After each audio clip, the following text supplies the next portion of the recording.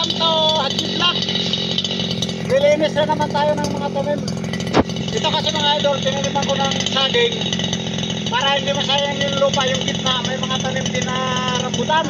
O, ito yung rambutan mga idol, o. Madamo, tapos yun yung saging, o. Ito yung saging, yun. Tapos sa kababa, saging din. Yung gitna, itong diretso na to rambutan, tapos yung side na yung saging. Taas rambutan na naman. Kaya yan, lilinisin natin lahat. Okay, atras, atras.